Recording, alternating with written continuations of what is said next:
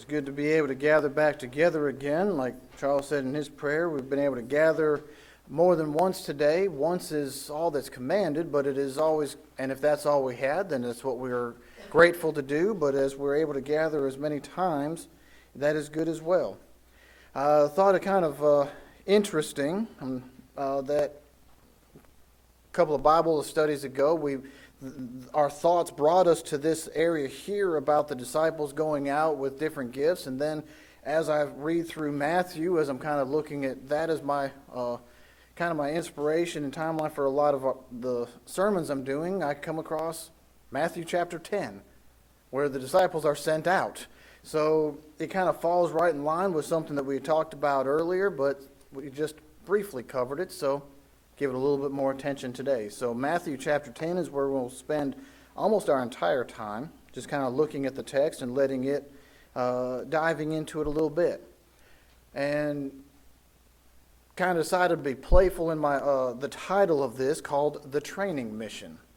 This, of course, is looking at while Christ is still alive, he sends out his 12, that they'll come back to him. He even gives them some miraculous abilities to be able to verify what they're doing. But if we stop and really think about what's going on, it's a training mission. As we might think about it today, if we go to work, we're put under a trainer for a little bit perhaps, or especially military, you have trainers, you have to go through training first before they send you out into the live environment or the real world. And so that's kind of what Jesus is doing. He is preparing his disciples for when he is not there. So the idea of being trained and looked at, kind of coached along, give them a chance to grow a little bit outside of his sight. Do we not do the same thing today with our own children, with our own lives, with our own jobs? We have to eventually be let go to go and stumble and try and practice and do on our own. And one training model I think about and that I grew up with a little bit was the EDGE method. And I kind of see that here, and as we've kind of made discussion before, how much of what we do today is actually found in the Bible. How much did God give us that people take credit for? Hey, I've got this great new method. I can teach you to teach others. Use the EDGE method. Well, EDGE method, I've got it kind of written out here, is explain. I'm going to tell you what's going to happen. I'm going to demonstrate it to you. I'm going to guide you through it, and then I'm going to enable you to do it yourself. We think that we're coming up with all these great things, but what did Christ do in Matthew chapter 10? Before chapter 10, he's been explaining what his process is going to be. He's been demonstrating it. He's now guiding his disciples in it, and now he is enabling them himself. We're not coming up with anything new. We're finally getting smart, studying the Bible, and applying lessons from it. And we can apply it in many areas of our lives, and that's kind of the idea of what I want to bring out from chapter 10 is what did Christ do to the disciples there that we can learn from today. As they prepare to go, we start looking at it, and we see in verses 2 through 4 who he is talking to. He is talking to the 12 disciples that he has handpicked. And yes, even the 12th one that is going to betray him. He does not single him out. I would assume that he would have known from the beginning that one would betray him. But he does not treat him any different. He is still one of the 12. He is still one of the chosen ones. He is still given the exact same treatment. There is nothing different here. In real life, if we see someone, a new hire at the job or, someone around is like, they're probably not going to make it. But do we treat them differently? If we treat them differently, like, oh, you're not going to make it, I'm not going to spend time on you, we have helped seal their faith that they won't make it because they're not getting the chance. So he still gives it to him and all of them. So as we look at it, this is the primary focus to them.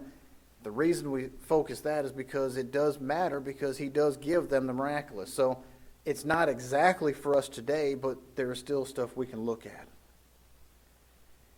As part of his preparations, he gives them, in verse number 1, he says, when he had called his 12 disciples to him, he gave them power over unclean spirits to cast them out, and to heal all kinds of sickness and all kinds of diseases. He gives them very specific abilities. You know, if you're coming and saying that the kingdom of hand is here, it is at hand, it is about to be here. They have gone roughly 500 years without a prophet. They have been waiting for someone to come along, and now they're coming and saying the kingdom of hand is that. How many times have we heard that the end of the world is here? Well, according to my clock, it's still ticking.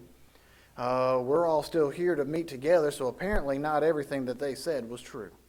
So the purpose of giving them this miraculous is to confirm what they are saying. So he equips them with what they need. And part of that is also the lessons that they have given.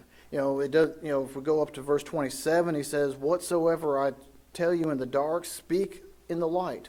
Whatsoever you hear in the ear, preach on the housetops." How many times did Christ take and speak to the masses in a parable and then turn around and explain it just to his disciples?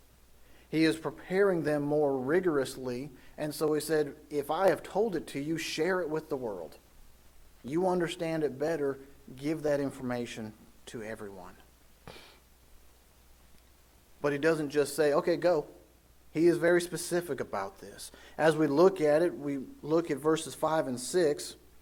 We see that these 12 Jesus sent out and commanded them, saying, "Do not go to the way of the Gentiles. Do not enter a city of the Samaritans. Rather go to the lost sheep of the house of Israel." Don't go to those that are outside. Don't go to those that have married outside and are now, looking at as the Samaritans, as they look at the things that, they have done. They have corrupted the ways of God. They may believe a few things, but they don't fully believe. Start with the house of Israel that have gone astray. We'll come back to that thought in a minute when we look at what we can apply. But he also tells them in verses 7 and 8, as you go, preach, saying the kingdom of heaven is at hand. When we think about something being at hand, it is right here. It's within our grasp. It's within the reach. Preach that it is here. Heal the sick, cleanse the lepers, raise the dead, cast out the demons. Freely you have received, freely give. Now, I think it gets more interesting about this point here, about freely give, when we continue to think about the other instructions that they were given. They were told in verse 9 and 10, "Provide neither gold nor silver nor copper in your money belts, nor bags for your journey, nor 2 tunics or sandals or staffs, for a worker is worthy of his food."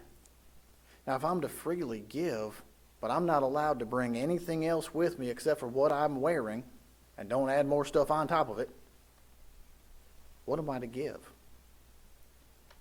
Well, in the last verses he says to preach. Give the word of God that will feed our souls for an eternity. And don't just pile up things for yourself. He also tells each of them to enter into the cities. Ask for a place to stay, and if that place is worthy, then stay.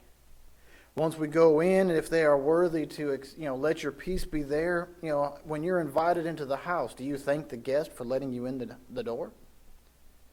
What happens if the guest is a little snippy and snood and doesn't really like you?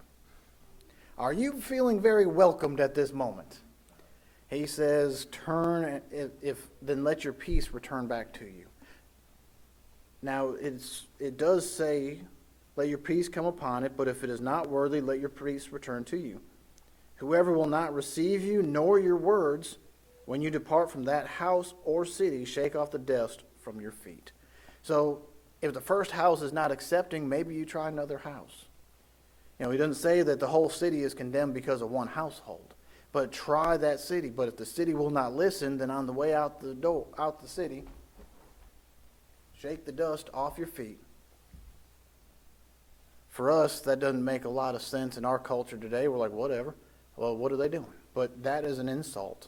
That is something that is not. It's like, I'm not even going to take your city with me. Get your dirt off my feet. That is not pleasant. But I also see several verses that say, do not be afraid. As part of his instructions, he says, don't be afraid. This is something new for them. They're about to go out without their master, without their leader, and yet he says, continue to deliver the message to all who will hear. Verses 22 and 23, and you will be hated by all by my name's sake, but he who endures to the end will be saved. When they persecute you in the city, flee to another. For assuredly I say to you, you will not have gone through the cities of Israel before the Son of Man comes. If this city will not accept you, move on to the next one who might. Think about, don't stop preaching the word. Don't be afraid of what's going to happen. Keep on going. So Christ brings them together, says, I'm going to give you this ability. Go and do these things. This is how I want you to do it as well. You don't have to make it up on your own. That would be nice. You don't have to make up you don't have to sit and study what sermon you're going to do and, study it out, figure it up. Just go and preach the word. It is given to you. Share it out to them. So that was their task. That was what they were to do. What are we to learn from it today? So as we look at their training mission, can we learn something from it? One good way of learning things is by doing it yourself. Another one is, if we're observant, we can learn from others' mistakes or successes. So as they do their thing, how do we learn from it ourselves? So we start at the beginning where he tells them to go to the lost children of Israel. Start from within. As we look at it, looking at the seats around us, it is good to see so many faces here. How many more could be here? It is so good to see the couples that have come back, that have been gone for a little while. We start from within. That has so much potential and so much focus, as we looked at this morning, of having a firm foundation. If our core is not, if we don't care about our own, then why should anyone outside feel like we care about them? Start from the house of Israel, the process, and in this process, others will see it. In Acts 1 and 8, think about the process that Christ said. Start in Jerusalem, Judea, Samaria, and then the uttermost parts of the world. Start from where you are at and work out from there. It is great to have missionaries to be able that go out into the world, even if it's just down the road 10 miles. We can still start right here within 1 mile. We can focus our areas. We can allow them to do their areas, whether it's 10 miles down the road or 10,000 miles over a sea. We each have our areas we can look at, because wherever we are, we can preach the word. We look at the lost and we start where we are, and then we move outward from there. And by doing so, we can be an influence to those outside. In verse 18, you will be brought before governors and kings for my sake as a testimony to them and to the Gentiles. In chapter 10, they were told, just go to Israel. But in this process, you will be brought before others who are not of the household, who are not lost of this fold, and you will be able to testify to them. So as you go to court, because people don't like what you're saying, because you have pricked them in the hearts and told them that you are sitting down when you should be standing up, and they don't want to stand up. They don't want to do as God has told them to do, so they are trying to avoid that responsibility, and they're getting agitated with you for reminding them. And they bring up these false things. You will be brought before governors. You will be brought before different courts. It's another opportunity.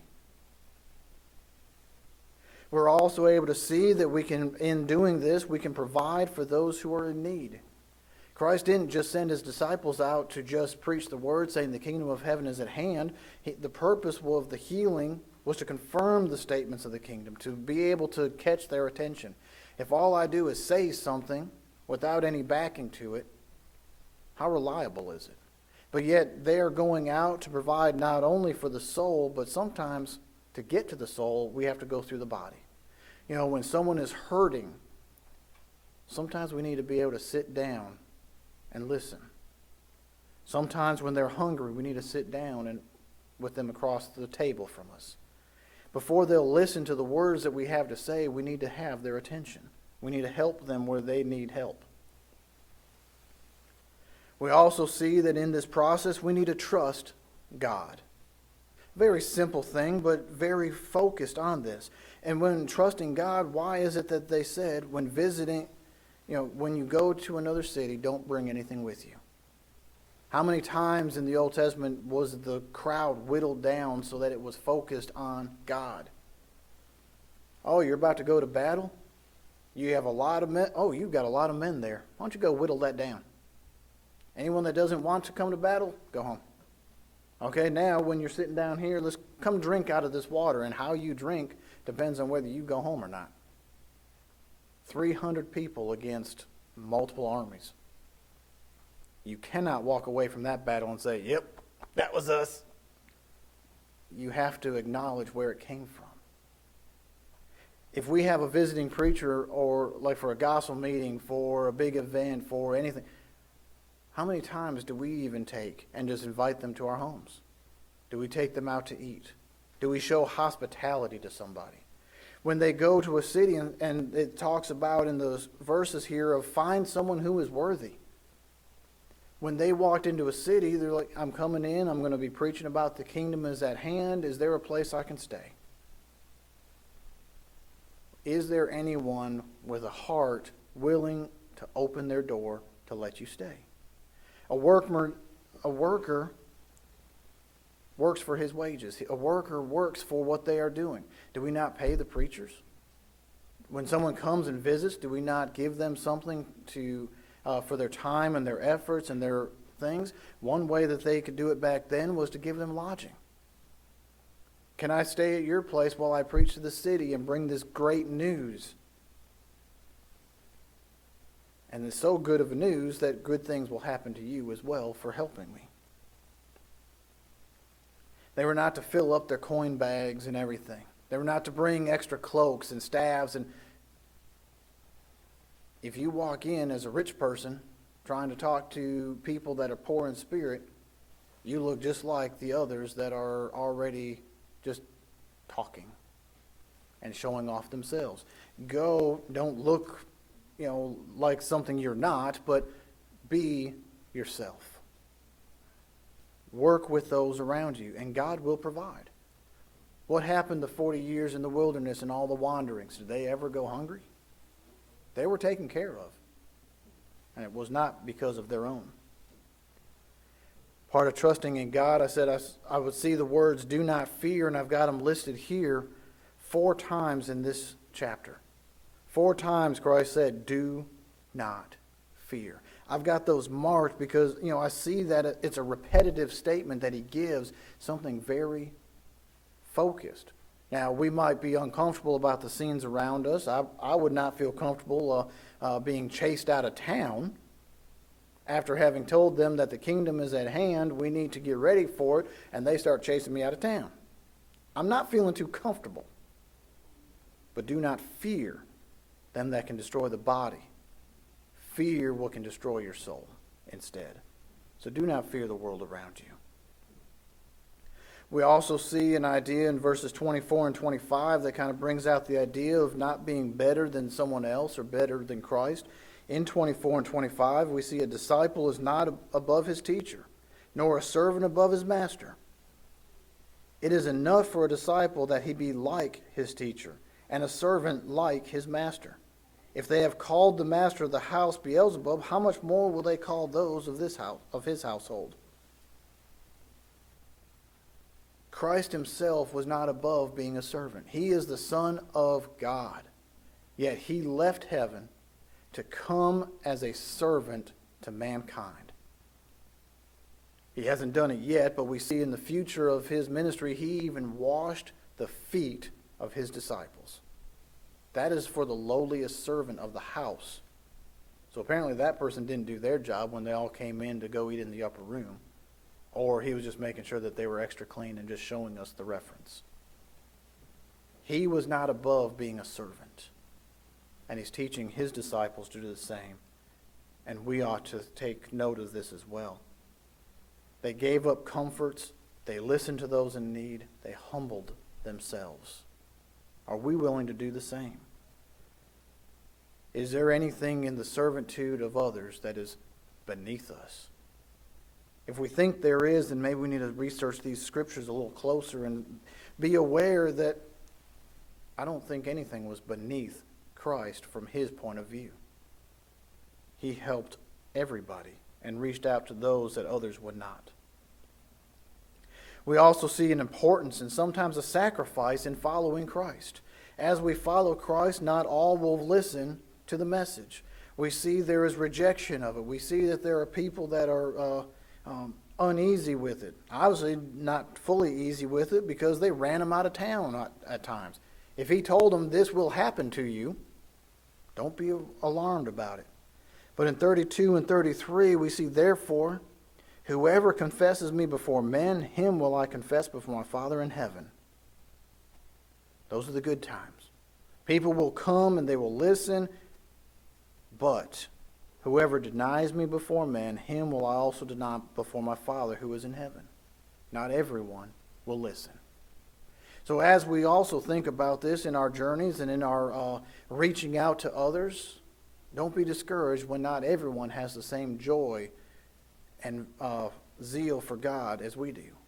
When someone does not find that appealing that the kingdom of God is at hand or is here for us today. All the way to the point of verse 23 that you might even be run out of town. How many people don't invite us to things anymore? How many people don't take and encourage us or call us? How many friends have we lost? Sometimes things happen. But what would I rather be? Popular with mankind or in favor with God? But we will also find some with generosity and a tender heart towards God. They were welcomed into the house or take care of the needs of others. We also see benefit of focusing ourselves towards God himself. If we focus ourselves towards God, we see these benefits come out. Our eyes are more open to the love, to the generosity. And we ourselves are likely to be generous. If one of these disciples came into Indianola, would we welcome him in? Would we accept him? Would we help him out? We see these benefits. Verse 22 says, "And you will be hated by all for my name's sake, but he who endures to the end will be saved." I would say that is a very good benefit. Verse 32 says, "Therefore whoever confesses me before men, him will I confess before my Father in heaven." And the second part of verse 39, reading the whole part because the first part makes that emphasis even more. "He who finds his life will lose it." The person focused on the worldly. But the part that is a benefit to us is, "And he who loses his life for my sake will find it." We're not talking about the physical death here. We're talking about the spiritual focus of our lives. We're looking at what do we do each day? Do we follow Christ? Do we continue to build our foundation like we talked about this morning? Do we take and focus our mission, our attention towards God? If we live our life now for Christ, then he has lived well and will give it to us. We don't have the same abilities that these disciples had that Christ gave them because that was a very direct thing that he gave them. However, the lessons to learn are here and recorded for our learning and growth. Will we observe them? How will we train ourselves before we go to our mission? And our mission is each and every day when we get up in the morning. We're not being directed as they were to go to the cities around about. Our job is to simply sow the seed. Go to all nations. We start where we're at. We're able to take and help provide for missionaries to help extend that reach, but also what are we each doing in our daily lives? Do we lean upon ourselves or do we lean upon God? We can start with our own house. We can start, and part of this here, I do encourage to go back and read the full chapter 10, because Christ says that he did not come to bring peace but a sword. Families will even splinter apart against each other because someone will accept Christ but someone will not. Someone will believe the kingdom, someone will not. Are we strong enough to stand up even if we have issues at home? We can grow from there. We must start someplace, and as these disciples did, we also must continue. This was not the end of their story or their journey. It may have been the end of this particular assignment that they were to go out, and then when they came back in, they continued with Christ until after his death. But then they continued until their death. Do we continue each and every day? Do we learn from others' successes and failures? Do we even know what our mission is? I think the answer to some of those are yes, we do. The question is, do we need help along our journey? Do we need to enhance our training and abilities? We have that ability as we have the Bible written out for us. We don't have to worry about whether we know it or not. We can study it and find out. Can we share that with others around us as we're given opportunity and as we do so? Do we need assistance in that process? We have the time of invitation set aside here that if anyone does have need, let us be of help to you. If we can be, we are a family. We are set on a mission to help and encourage one another and to also bring others into the fold as much as we're able. Let us continue to be mindful of this thought and what all we can pull out of out of the Scriptures and out of what Christ has taught, that we might be able to continue to grow ourselves. If anyone has need, you're invited to come while we stand and sing.